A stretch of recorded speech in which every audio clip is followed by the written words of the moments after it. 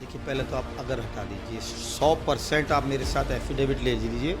मैं शपथ पत्र देने के लिए तैयार हूँ कि ये वार्ड पहले भी पूरे दिल्ली के अंदर तीनों नगर निगम में मैं सर्वाधिक वोटों से जीतने वाला यहाँ का पार्षद हूँ, तीनों नगर निगम में। एक दिल्ली की सरकार, एक दिल्ली का मंत्री, एक दिल्ली का अपने आप को कहने वाला बेटा जब इस सोच के साथ है कि हमें दूसरे दल के लोगों के साथ जब अनाचार करना है, उनको सक्सेस नहीं होने देना, ऐसी मानसिकता के साथ यह सरकार काम कर रही है, जिसकी वजह से हमें फंड नहीं मिला और फंड जानबूझकर नहीं दिया गया कि ये लोग काम न कर पाएँ, काम में बाधा पैदा हो, जिससे कि लोग कहीं ना कहीं ये देख पाएँ। नमस्कार, आप देख रहे हैं नेशन लाइव और मैं हूं आपके साथ रवीना। अभी हमारे साथ मौजूद हैं प्रमोद गुप्ता जी, जो कि यमुना विहार से निगम पार्षद हैं। तो हमने यहाँ के काफ़ी लोगों की राय जानी है, लोगों से बात की है, हम इस क्षेत्र को कवर कर रहे थे तो हमारी काफ़ी सारी परेशानियाँ भी सामने आई हैं, जो इन्होंने कार्य करवाए हैं वो भी सामने आए हैं। तो चलिए इनसे ही डायरेक्ट बात करते हैं कि इन्होंने क्या क्या जनता के लिए काम किया है या जो चीज़ें रह गई हैं वो कब पूरी करवाने की सोची है। नमस्कार सर। नमस्कार। तो सर, हम आपसे पहले तो हमारा यही शुरुआती सवाल होगा कि आपने क्या क्या 5 इन सालों में क्या क्या बदलाव किए हैं इस क्षेत्र में। सबसे पहले मैं आपके माध्यम से, आपके चैनल के माध्यम से सभी दर्शकों को नमस्कार करता हूं और लगभग 5 वर्ष पूरे होने को है। मैं 2 बार इस ईस्ट एमसीडी में इस जोन का चेयरमैन रहा हूं और अभी मैं स्वास्थ्य विभाग का चेयरमैन हूं। मेरा यमुना विहार वार्ड 3 हिस्सों में बटा हुआ वार्ड है। इस वार्ड के अंदर एक हिस्सा यमुना विहार के नाम से है, एक हिस्सा भजनपुरा के नाम से है और एक हिस्सा सुभाष विहार के नाम से है। मूलतः यहाँ पर मैंने साफ़ सफाई के अंदर बहुत बड़ा, मुझे लगता है कि बदलाव किया है हमारे निगम के कर्मियों के द्वारा। आज आप कहीं भी जाएंगे, जैसा कि आपने बताया, वार्ड के अंदर क्षेत्र में घूम रहे हैं, आप किसी भी क्षेत्र में जाएंगे, गली मोहल्लों में जाएंगे, लोगों से पता करेंगे तो हमारा स्वच्छता का काम बहुत पहले से बेहतर हुआ है, उसमें बहुत इम्प्रूवमेंट है और लोग काफ़ी हद तक संतुष्ट है। क्योंकि मैं भी खुद आजकल जा के गली मोहल्ले में बैठकें कर रहा हूँ, लोगों के साथ मिल रहा हूँ, तो स्वच्छता के विषय को लेकर मेरा वार्ड मॉडल वार्ड है और आसपास के क्षेत्र से बहुत बेहतर स्थिति। लेकिन सर, चीज़ ये भी सामने आई है कि यमुना विहार पहले से डेवलप्ड एरिया तो है, ये आप मानेंगे कि हाँ काफ़ी सालों से डेवलप्ड है। तो डेवलप्ड एरिया को और डेवलप्ड करना मतलब उतनी इन्वेस्टमेंट की ज़रूरत नहीं होती है ना इस चीज़ में।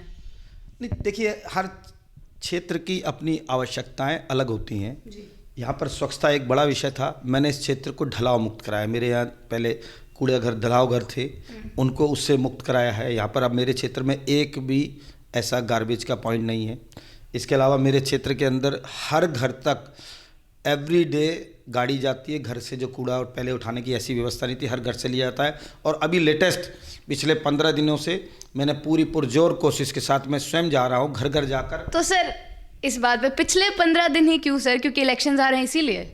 नहीं, पिछले 15 दिनों से हमने कूड़े को सेग्रीगेट करना स्टार्ट किया है कि ग्रीन वेस्ट अलग। तो ये 5 साल में क्यों नहीं हुआ सर फिर? ये नई योजना आई है। इस नई योजना के अंदर साफ सफाई अलग, बता हर घर से ही लोगों के सहयोग से हम घर से अलग अलग गार्बेज को डिवाइड कर कर लोगों से चाह रहे हैं, लोगों से मांग रहे हैं और लोग उसमें काफ़ी सहयोग कर रहे हैं। और 15 दिन से मैं स्वयं जा रहा हूँ। ये योजना तो हमारी 6-8 महीने से चालू है। पहले लोगों को समझाया गया, ये 3-4 चरण में हमारा काम चल रहा था। पहले हर घर तक गार्बेज उठाने के लिए हमने गाड़ियाँ पहुँचाई, अब उनको एजुकेट कर रहे हैं कि अपने घर से डिवाइड करके दीजिए। तो इस तरह का हमारा प्रोसेस चल रहा है। साफ़ सफाई स्वच्छता में मेरा वार्ड नंबर 1 है। इसके अलावा मेरे यहाँ पार्क्स हैं, पार्कों के अंदर हमने काम किया है। और इन 5 सालों में केजरीवाल सरकार के द्वारा फंड ना देने की जो साजिश, जो दिल्ली के अंदर निगम को पैसा ना देकर जनता का काम रोकने की जो साजिश है, देश के अंदर 100 से ज़्यादा निगम है, सभी जगह पर ऐसा नहीं है कि एक ही दल की सरकारें हों, मगर सब अपनी अपनी जिम्मेदारी को निभाते हैं। पहली तो बार फंड्स की आपने बात की सर, तो जैसे ये रेवेन्यू भी तो चीज़ है ना। तो अगर जो रेवेन्यू आता है ईडीएमसी का और जो फंड्स आते हैं तो आपको कम लग रहा है काम, मतलब आप बोल रहे हैं कि वो फंड कम बढ़ जा रहा है आपको। आप थोड़ा सा एमसीडी के बारे में थोड़ा जानकारी दुरुस्त करने की आवश्यकता है। हमने लगातार धरने प्रदर्शन किए हैं। निगम का जो पैसा आता है वो दिल्ली सरकार से आता है और दिल्ली सरकार के ऊपर लगभग हमारा 13,000 करोड़ रुपए बकाया है, जिसको लेकर हमने कई बार धरने प्रदर्शन किए हैं। हमने सचिवालय पर, हमारे पार्षदों ने वहाँ पर भूख हड़ताल की हैं, 12-12, 13-13 दिन दिन रात महिला और पुरुष पार्षद वहाँ पर बैठे हैं। मगर दुर्भाग्य इस बात का है कि ये दिल्ली के ऐसे मुख्यमंत्री है कि एक दिन अपने सचिवालय के बाहर उनकी समस्या सुनने के 1 सेकंड के लिए मिलने तक नहीं आए, महिलाओं तक से मिलने नहीं आए, ना कहाँ वहाँ पर एक पानी तक की व्यवस्था किसी के लिए कराई। बात हमें अपने लिए कुछ नहीं चाहिए, कोई भी सरकार, कोई भी सिस्टम धन से चलता है, पैसे से चलता है। निगम का पैसा दिल्ली सरकार के माध्यम से आता है, तो दिल्ली सरकार, इससे पहले भी दिल्ली के अंदर कांग्रेस की शीला जी की सरकार थी, निगम के अंदर भाजपा शासित निगम था, मगर उन्होंने घुमा फिरा के चक्कर कटा के दिया, जनता का काम नहीं रुकने दिया। मगर दुर्भाग्य इस बात का, ये ऐसी सरकार है कि कुंठित मानसिकता के साथ दिल्ली की जनता के कामों को रोक रही है, क्योंकि कहीं ना कहीं एक घटिया और गंदी राजनीति है। ऐसे हालात में भी जी अभी जनता की बात की आपने, तो हमने जनता से अभी बात की, तो एक मुद्दा सामने आया कि बारिश के समय पे गलियों में पानी इकट्ठा हो जा रहा है, जो सीवर है उनकी सफाइयाँ नहीं हुई हैं, तो उसके क्या मतलब, तो सफाइयाँ क्यों नहीं हो रही हैं फिर? आप बिल्कुल ठीक कह रहे हैं। सीवर पीडब्ल्यूडी के अंदर होता है, जल बोर्ड के अंदर होता है, और वही दिल्ली सरकार का काम है। यही मैं आपको बताने का प्रयास कर रहा हूँ कि सभी की अपनी अपनी जिम्मेदारियां हैं। छोटी गलियां, छोटी गली की नालियां वो निगम के पास आती हैं स्वच्छता के तो लिए। वही है, उस गली की जो नालियाँ थी सर, वो साफ नहीं हुई हैं, पूरा उनमें पानी भरा हुआ था अभी भी, और बरसात के समय तो फिर हम सोच ही सकते कि क्या हाल हो रहा होगा उस गली का। नहीं, आपको अभी मैं पुनः इस बात को दोहराऊंगा, इस वार्ड में थोड़ा सा और दौरा करने की ज़रूरत है। ये वार्ड पूरा सीवर यहाँ पर है, और यहाँ का जो भी पानी है वो सीवर के अंदर जाता है। गली के अंदर सिर्फ जो ड्रेन वाटर होता है, जो रेन वाटर होता है, उसके लिए रेन के लिए नालियाँ बनाई जाती है। वहाँ पर रूटीन का कोई बहुत ज़्यादा बड़ा काम नहीं होता, और छोटी नाली का पानी उससे बड़े नाले में आएगा। वो बड़े नाले सभी पीडब्ल्यूडी के पास हैं, और उससे बड़े नाले जल बोर्ड के पास और फ्लड के पास होते हैं, जो बड़े ड्रेन्स हैं जो दिल्ली के अंदर, जिनके थ्रू निकलेगा। जब बड़ी निकासी में नहीं निकलेगा तो छोटी नाली का पानी कहाँ जाएगा? निगम के द्वारा पीछे जब बरसात आती है, बारिश आने से पहले डीसिल्टिंग का काम किया जाता है। हम अपने ड्रेन्स को साफ़ करते हैं, उसके तले को नीचे लेके जाते हैं जिसमें पानी उसमें अधिक समा सके। तो हमने अपना टारगेट लगभग 50,000 मैट्रिक टन गार्बेज उठाने का उसमें से हमने टारगेट लिया, और हमने उस टारगेट को एक्सीड किया। और दिल्ली के जो पीडब्ल्यूडी डिपार्टमेंट का काम था, उन्होंने बड़े नाले जिनके पास आते हैं, उन्होंने 1 लाख मैट्रिक टन का टारगेट था, जो कि उन्होंने आधा भी नहीं पूरा किया। वो अपने काम से, अपनी जिम्मेदारी से लगातार भागते रहे, सिर्फ जनता को ये दिखाने के लिए कि भाजपा शासित निगम काम नहीं कर रहा है। जबकि जैसा आपने कहा, सीवर अभी साफ नहीं है, सीवर दिल्ली सरकार का काम है। जितने भी नाले, जिस रोड पर आप अभी बैठे हैं, इस रोड की व्यवस्था, इस रोड की नाली, इस रोड के नाले, इस रोड के सीवर, वो दिल्ली सरकार के पास है। इसका जहाँ निकासी होगी वो फ्लड के डिपार्टमेंट के पास है, वो सब दिल्ली शासित हैं। तो एक दूसरे से मिलकर ही काम किया जाता है। छोटी तो सर, हाँ, ये आपने ये बात पे मेरे को, मिलकर काम किया जाता है सर, तो वो फिर कोऑर्डिनेशन बन क्यों नहीं पा रहा है? वो जो एक कोऑर्डिनेशन चाहिए, जनता के काम के लिए, हित के लिए ही काम करे ना, चाहे वो दिल्ली सरकार हो या एमसीडी हो, जनता के हित के लिए काम करना बनता है सबका। तो वो जो कोऑर्डिनेशन है, जो आप बोल रहे कि आगे का काम जब तक नहीं होगा आप अपना काम नहीं कर पाएंगे, तो फिर कैसे वो कोऑर्डिनेशन क्यों नहीं बन पा रहा है? फिर एक कुंठित मानसिकता के शिकार की जैसे, एक दिल्ली की सरकार, एक दिल्ली का मंत्री, एक दिल्ली का अपने आप को कहने वाला बेटा, जब इस सोच के साथ है कि हमें दूसरे दल के लोगों के साथ जब अनाचार करना है, उनको सक्सेस नहीं होने देना, ऐसी मानसिकता के साथ यह सरकार काम कर रही है, जिसकी वजह से हमें फंड नहीं मिला, और फंड जानबूझकर नहीं दिया गया कि ये लोग काम न कर पाएँ, काम में बाधा पैदा हो, जिससे कि लोग कहीं ना कहीं ये देख पाएँ। तो ये एक ऐसा विषय है जिससे लोगों को तकलीफ पहुंचाकर घटिया राजनीति की जा रही है। जिन चीज़ों की आवश्यकता नहीं है वो काम किए जा रहे हैं। लोग दिल्ली में जो अपनी जिम्मेदारियों से भाग रहे हैं, दिल्ली में सही बिजली व्यवस्था नहीं है, दिल्ली में साफ़ स्वच्छ पानी नहीं है, और साफ़ स्वच्छ तो दूर की बात है, उनके पास पीने के लिए अभी तक भी टैंकरों से पानी मिल रहा है, पानी नहीं है। दिल्ली के अंदर बसेज नहीं है। इन्होंने एक बस अपनी जिम्मेदारी से भाग रहे हैं, और करने की आवश्यकता क्या है? तो दिल्ली के अंदर शराब के ठेके खोल रहे हैं। जी, अभी एक बार एमसीडी पर दोबारा आ जाते हैं सर। तो जैसे एमसीडी में अभी डेटा सामने है कि जो एमसीडी के स्कूल्स हैं उनमें बच्चे बढ़ रहे हैं, जो विद्यार्थी, लेकिन सर स्कूल्स फिर कम हो रहे हैं। जितने स्टूडेंट्स बढ़ रहे हैं तो स्कूल्स उतने हमें लग रहा है पर्याप्त नहीं है, और जो उनकी सिचुएशन है वैसे तो है ही, मतलब हाँ अच्छे से मैनेज किए जा रहे हैं, तो उन पे क्या कहेंगे आप?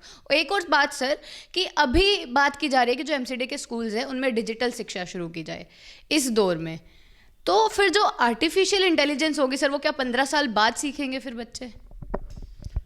मेरी जानकारी में ऐसा एक भी स्कूल नहीं है नगर निगम के अंदर जो बंद किया गया। मेरे वार्ड के अंदर, सिर्फ मेरे वार्ड में 13 स्कूल नगर निगम के हैं। 13 2 शिफ्टों में मिला के 7 बिल्डिंग और 13 स्कूल, और वहाँ पर भरपूर गुंजाइश है, जितने मर्जी बच्चे आए पढ़ें। और मैंने खुद अपने कार्यकाल के अंदर 2 नई बिल्डिंग का निर्माण कराया है।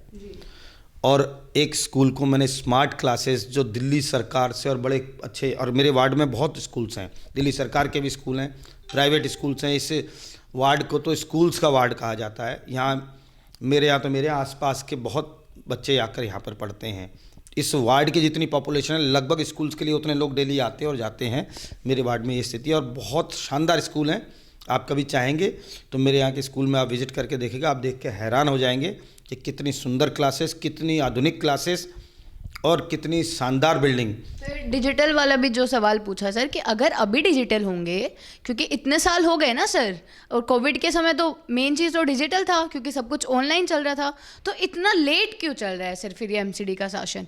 इतना लेट क्यों डिजिटल शिक्षा उन्हें सिखाई जा रही है बच्चों को? नहीं, कहाँ लेट है? हमारे कोविड से पहले हमारे यहाँ स्मार्ट क्लासेस थी।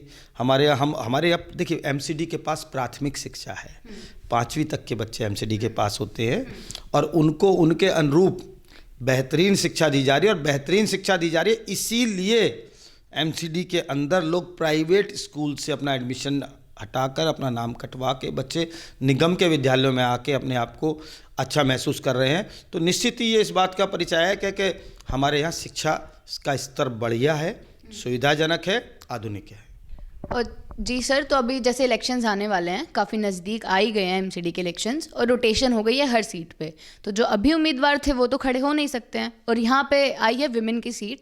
तो आपको क्या लगता है, मतलब हर क्षेत्र में अभी यही हुआ है कि जो अभी पार्षद थे उनकी वाइफ उम्मीदवार हो गई हैं या उनके कोई रिलेटिव्स, तो क्या यहाँ से भी वो सिचुएशन होने वाली है? देखिए, ये पार्टी का सब्जेक्ट है। भारतीय जनता पार्टी का मैं सिपाही हूँ। पार्टी जो भी आदेश करेगी वो करना होगा। ये ज़रूरी नहीं कि मैं पार्षद रहूं, ये कोई ज़रूरी नहीं कि मैं चुनाव लड़ूं। मैं पार्टी का एक अनुशासित सिपाही हूं। पार्टी जहां मुझे लगाएगी, जिस कार्य में लगाएगी, मैं अपना कार्य पूरी ईमानदारी से करूंगा। मुझे या मेरे परिवार के जिस व्यक्ति को भी पार्टी काम देगी, मैं पूरी ईमानदारी से काम करूंगा। जी, तो सर जैसे अभी आपने बोला कि आपने काफ़ी कार्य करवाए हैं इन 5 सालों में, तो आपको क्या लगता है कि अगर अभी आने वाली, अगर दोबारा भारतीय जनता पार्टी जीत जाती है इस क्षेत्र से, तो क्या क्या गुंजाइशें हैं? कौन से ऐसे क्षेत्र हैं या कौन से ऐसे अभी भी सेक्टर्स हैं जिसमें और काम हो सकता है, और डेवलप्ड हो सकता है ये एरिया? देखिए, पहले तो आप अगर हटा दीजिए, 100% आप मेरे साथ एफिडेविट ले लीजिए। मैं शपथ पत्र देने के लिए तैयार हूँ कि ये वार्ड पहले भी पूरे दिल्ली के अंदर तीनों नगर निगम में मैं सर्वाधिक वोटों से जीतने वाला यहाँ का पार्षद हूँ। तीनों नगर निगम में यहाँ की जनता के सहयोग से, यहाँ की जनता के समर्थन से, यहाँ की जनता की भावनाओं से, और मैंने अपना पूर्ण ईमानदारी, पूर्ण कर्मठता, मेहनत, हौसला और विश्वास के साथ लोगों के दिया है। और मैं आशा करता हूँ कि जो भी इस सीट पर यहाँ पर चुनाव लड़ने के लिए आएगा, उसको मेरे किए पिछले कामों का, पार्टी की योजनाओं से, विचारधारा से ये वार्ड सदैव भारतीय जनता पार्टी के लोगों को अपना अपना समर्थन देता आया है, देता रहेगा। और पहले से भी अधिक वोटों पर मैं अपने काम पर विश्वास करते हुए यहाँ से फिर जिसको भी पार्टी देगी मैं उसको जिता कर भेजूँगा। ये मैं आपके साथ वादा ही नहीं करता। और आप और हम चुनाव के बाद एक बार पुनः बैठेंगे और मेरी इस बात को आप काउंटर करिएगा, नोट रखिएगा कि मैं पहले से अधिक मार्जिन से यहाँ से जिता के भेजूँगा। इस दावे के साथ आपसे बात रखता हूँ। मतलब लेकिन ये बात, मतलब आप जिता कर भेजेंगे सर, तो जो कैंडिडेट होगा उसकी भी तो, जो उसकी होंगी खासियत, वो जितना कर पाएंगे उस चीज़ पे भी तो होगा ना सर।